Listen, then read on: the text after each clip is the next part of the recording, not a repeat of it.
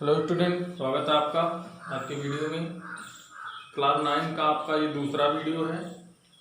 पहले वीडियो में हमने आपको बताया था गति के बारे में, गति की परिभाषा और गति के कुछ टाइप के बारे में आपको बताया गया था। तो चैप्टर है आपका गति, बल और क्या कार्य। तो चैप्टर का नाम है फिजिक्स में, और जो है हम लोग हेडिंग शुरू किए थे क्या, गति यानी मोशन। मोशन क्या होता है और मोशन के कुछ प्रकार, टाइप ऑफ मोशन हम लोग पढ़े थे। गति के ही बारे में थोड़ा सा और जानते हैं। जैसे गति होता है तो क्या होता है, वस्तु के स्थिति में परिवर्तन होता है, ये हमने आपको बताया है। और दूसरी चीज आप कॉपी में नोट भी करते चलेंगे।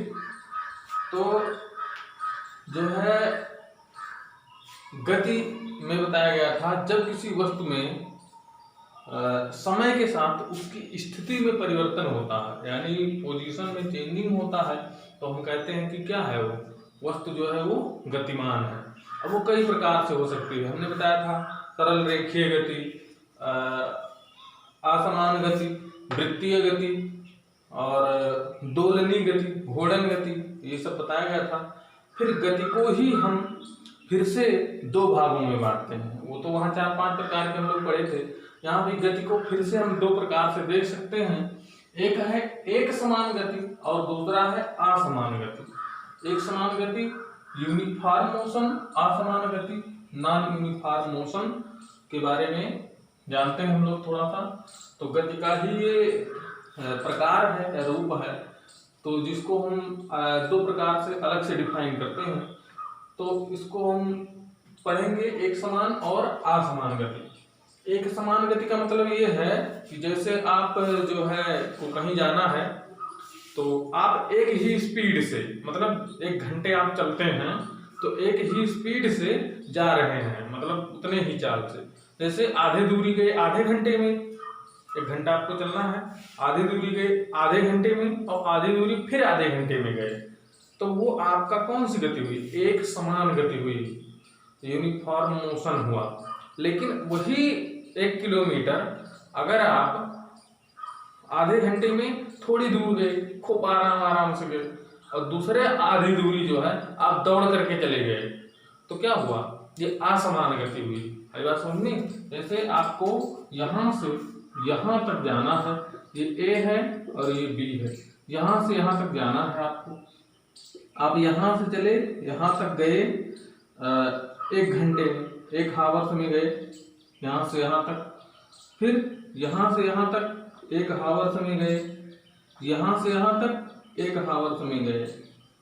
यहाँ से यहाँ तक जो चले आप, वो 500 मीटर हम मान लेते हैं, नहीं 2 किलोमीटर मान लेते हैं। ये भी 2 किलोमीटर चले, ये भी 2 किलोमीटर चले। कहने का मतलब यहाँ से जब आप यहाँ तक चले 1 घंटा लगा और कितना दूरी चले, 2 किलोमीटर। फिर यहाँ से यहाँ तक चले तो 1 घंटा लगा, फिर आप 2 किलोमीटर चले, यहाँ से यहाँ तक चले 1 घंटा लगा, फिर 2 किलोमीटर चले। तो ये एक समान गति है। असमान गति कैसी होगी, जैसे देखो यही वस्तु था, यहाँ से यहाँ तक आप चले, जो है 2 घंटा लगा दिए, 2 हावर्स लगा दिए, और ये 2 किलोमीटर चलने में।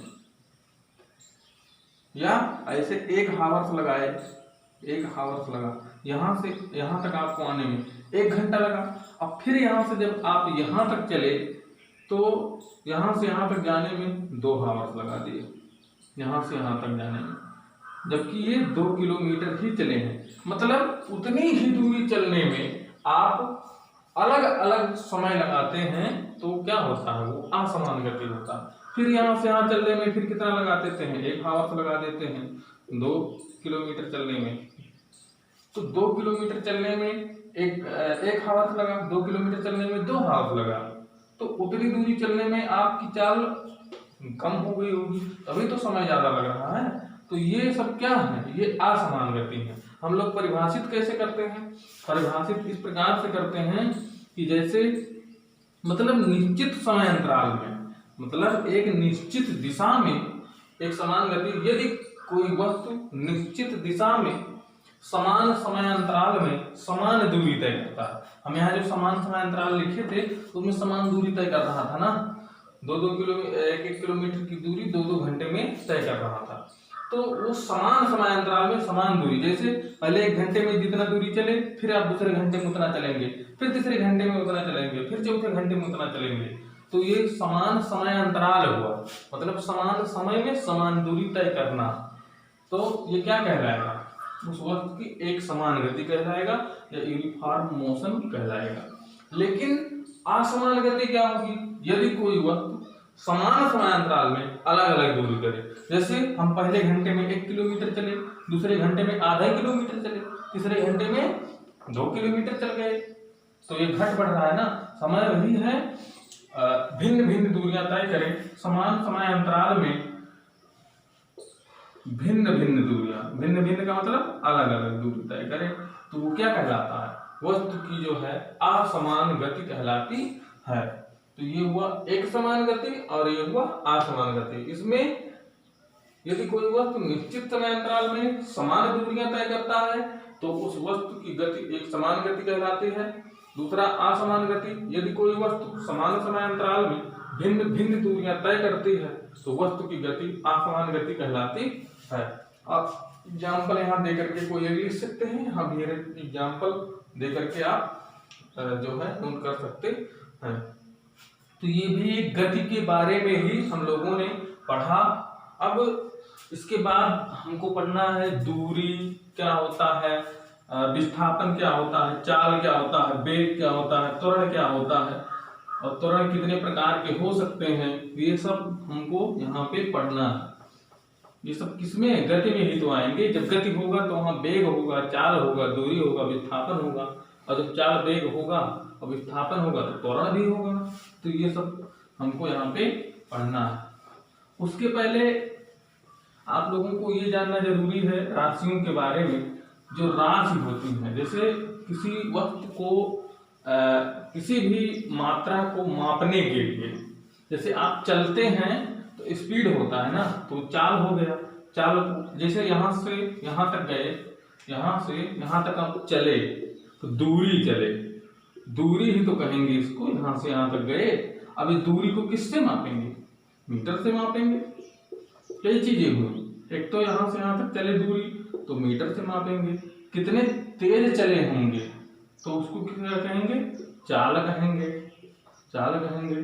और कितना समय यहाँ से यहाँ तक लगा, मतलब यहाँ से यहाँ, तो उसको समय कहेंगे। और समय को किस में मापेंगे, सेकंड में मापेंगे, मिनट में या घंटे में, तीनों हो सकता है। हम लोग जनरली सेकंड लेते हैं। और यह चाल मीटर प्रति सेकंड में मापेंगे, मतलब जो चाल होगा यहाँ से मीटर प्रति सेकंड में मापेंगे। तो कहने का मतलब है हम लोग क्या करते हैं, ये जो भौतिक राशियां, मूल भौतिक राशियों के बारे में आप लोगों ने पढ़ा होगा लोअर क्लास में, नहीं तो हम बता देते हैं। मुख्यतः जो मूल भौतिक राशियां होती हैं वो 7 होती हैं। उसके बाद जो भी और राशियां होती हैं मूल भौतिक अलावा, उनको हम व्युत्पन्न राशियां, व्युत्पन्न भौतिक राशि बोलते हैं। तो ये जानना जरूरी है। हम बताने जा रहे थे सदिश और अदिश राशि के बारे में। तो मूल भौतिक राशियां आप लोग जानते हैं, जैसे लंबाई को, दूरी को किस में मापते हैं, दूरी को हम मीटर में मापते हैं, या लंबाई को मीटर में मापते हैं। समय को किस में मापते हैं, सेकंड में मापते हैं। द्रव्यमान को किस में मापते हैं, किलोग्राम में मापते हैं। समय को सेकंड में मापते हैं। तो यही सब है, ये सब क्या है, राशि। तो कुल मिलाकर के जो राशियों के बारे में आप पढ़ेंगे, तो राशियां कितने प्रकार की होंगी, 2 प्रकार की, एक सदिश और एक सदिश व अदिश राशियां। सबसे पहले हम लोग सदिश राशि के बारे में पढ़ते हैं। सदिश राशि, आगे हम लोग चाल, वेग, विस्थापन, दूरी, त्वरण ये सब पढ़ेंगे। उसके पहले थोड़ा सा इसको जान लेते हैं हम लोग। सदिश राशि, इसको इंग्लिश में बोलते हैं स्केलर क्वांटिटी, स्केलर Q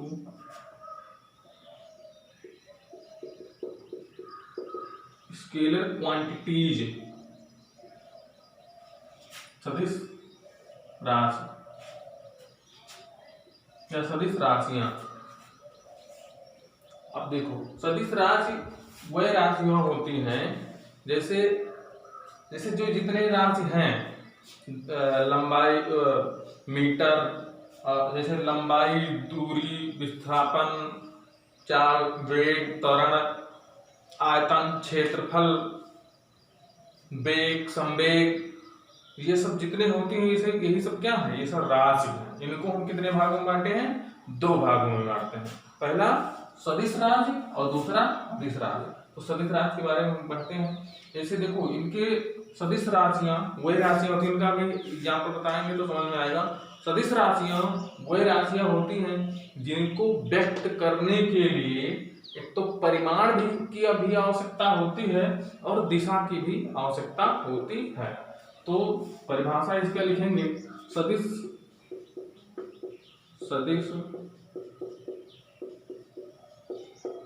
राशियां व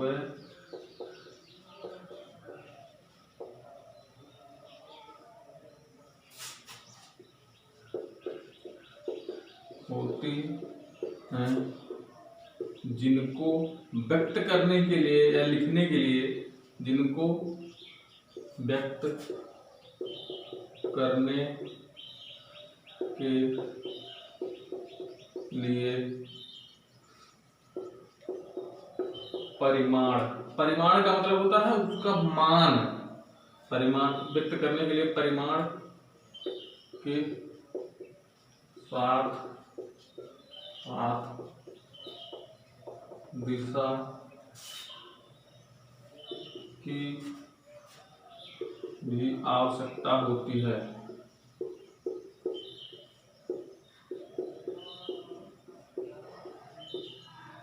या जिन भौतिक राशियों को व्यक्त करने के लिए दिशा तथा परिमाण दोनों की आवश्यकता होती है उन्हें सदिश राशि कहते हैं। या सदिश राशियां वह राशियां होती हैं जिनको व्यक्त करने के लिए परिमाण के साथ साथ दिशा की भी आवश्यकता होती है। जैसे सबसे पहले हम आपको बल का एग्जाम्पल लेते हैं। बल का मात्रक होता है न्यूटन, है समझ में। तो जैसे बल हम कहें कि बल का मात्रक न्यूटन होता है, ये कोई वस्तु है, इस पर हम बल लगाते हैं, कहा जाए 2 न्यूटन, 5 न्यूटन, 10 न्यूटन या कुछ भी, इस पर बल लगाते हैं, तो इतना कहोगे तो ये बात जो है आपकी अधूरी है। आई ना बात समझ में। जैसे बल 5 न्यूटन का लगाने के लिए कहे इस पर 5 न्यूटन का बल लगाओ, तो इस पर 5 न्यूटन का बल आप इधर से भी लगा सकते हैं, इधर से भी लगा सकते हैं, इधर से भी लगा सकते हैं, इधर से भी लगा सकते हैं।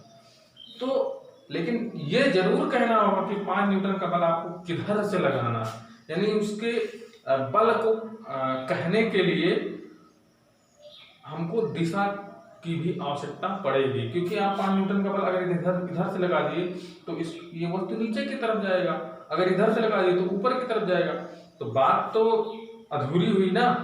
मतलब इसमें डिसबैलेंसी जो होगी वो अलग अलग होगी अगर यदि हम बल को अलग अलग दिशा में लगाएं तो जब इस पर आपको बल लगाने के लिए कहीं भी किसी वस्तु पर बल लगाने के लिए कहा जाएगा तो उसमें बल का मान तो बताया ही जाएगा कि कितना बल आपको लगाना है, वही परिमाण होता है, लेकिन किस दिशा में लगाना है ये भी कहा जाएगा। आई ना समझ में। तो इसीलिए बल क्या है, सदिश राशि है। सदिश राशि क्यों है, क्योंकि इसमें परिमाण के साथ साथ मतलब इस पर कितने न्यूटन का बल लगाना है वो भी तो कहा जा रहा है, साथ में ये भी कहा जा रहा है कि किस दिशा में लगाया जाना है। इसीलिए इसमें परिमाण और दिशा दोनों की आवश्यकता होती है, किसमें, बल में। इसीलिए क्या है, सदिश राशि। ऐसे होता है विस्थापन होता है। आगे इन सब की परिभाषा भी पढ़ना है, ये थोड़ा सा बता दिए हैं यहाँ पे।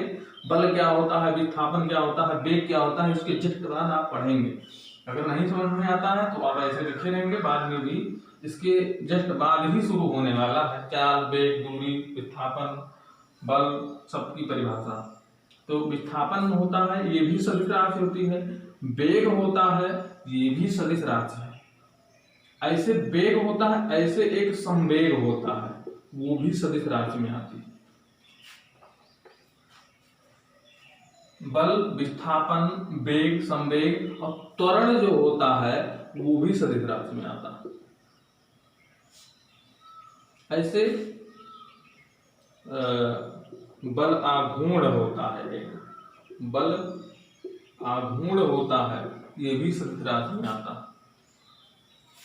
एक वैद्युत क्षेत्र होता है, वैद्युत क्षेत्र होता है, ये भी सदिश राशि में आता है। तो ऐसे मतलब ये इतना तो आपको पढ़ना है, यहाँ तक इन सब के बारे में तो आपको पढ़ना है, तो इतना समझिए। ये सब भी होते हैं, आप हायर क्लास में पढ़ेंगे। यहाँ लिख देते हैं आदि। तो जब आपसे पूछा जाए कि त्वरण क्या है, सदिश है कि अदिश है, तो आप बताएंगे सदिश है। संवेग सदिश है, वेग सदिश है, विस्थापन सदिश है, बल सदिश है, त्वरण सदिश है। ये इतना आप बताएंगे। क्यों? क्योंकि इन सबको व्यक्त करने के लिए इनकी न्यूमेरिकल वैल्यू या परिमाण के साथ साथ दिशा की भी आवश्यकता होती है। दूसरा होता है अदिश राशि। अदिश राशि इसको बोलते हैं, ये जो लिखा गया है स्केलर, ये है vector, vector quantity.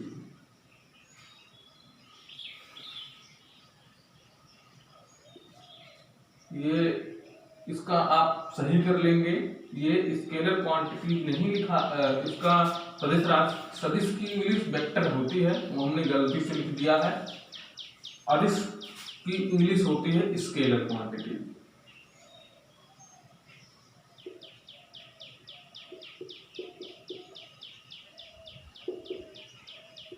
Scalar quantity, इसको आप जरूर सही करेंगे, वो गलती से हमने लिख दिया था। सदिश राशि की इंग्लिश होती है वेक्टर और अदिश की इंग्लिश होती है स्केलर। तो इसकी परिभाषा क्या लिखेंगे? वे राशियां जिनको व्यक्त करने के लिए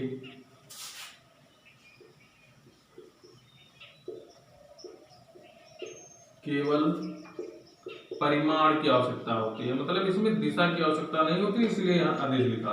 इसमें दिशा है इसलिए सदिश के लिए केवल परिमाण की आवश्यकता होती है, उसे अदिश राशि कहते हैं। देखो इसमें क्या क्या होता है, जैसे दूरी हो गया,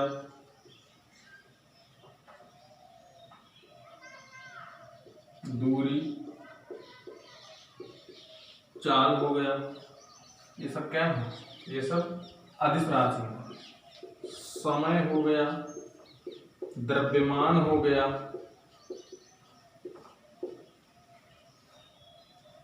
दूरी, चाल, समय, द्रव्यमान, आयतन हो गया, क्षेत्रफल हो गया, क्षेत्रफल, ये क्षेत्रफल हो गया। ऐसे ताप, दाब, बहुत सारे हैं, कमी नहीं है।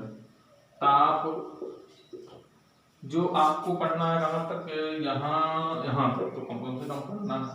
ताप, दाब आदि, ये सब क्या है? ये सब जो है वो अदिश राशियां हैं। तो इंग्लिश इसको जो लोग लिखे रहे होंगे स्केलर, वहां वेक्टर करेंगे, ये स्केलर है, इसकी इंग्लिश वेक्टर होती है सदिश राशि की इंग्लिश। तो ये क्या है? ये अदिश राशियां हैं। तो यही सब हैं जो राशियां थी, उनको हम लोग कितने भागों में बांटते हैं? 2 भागों में, सदिश और अदिश में। तो इतना ये जरूर आप याद रखें, इन सबको व्यक्त करने के लिए हमको परिमाण के साथ साथ दिशा की आवश्यकता होती है और इस अदिश में केवल और केवल परिमाण की आवश्यकता होती है। कहीं ये दिशा नहीं लिखा जाता है कि इतनी दूरी ये, इतनी दूरी इधर की दिशा में। जब वो दिशा कहेंगे तो वो तुरंत विस्थापन हो जाएगा, क्योंकि विस्थापन और दूरी, चाल और वेग एक ही होते हैं, केवल इसमें दिशा का प्रभाव होता है। तो ये आप लोग नोट करेंगे, इसको जरूर हेडिंग को सही कर लेंगे। बस नेक्स्ट वीडियो में हम लोग और सारी परिभाषाएं देखेंगे। धन्यवाद।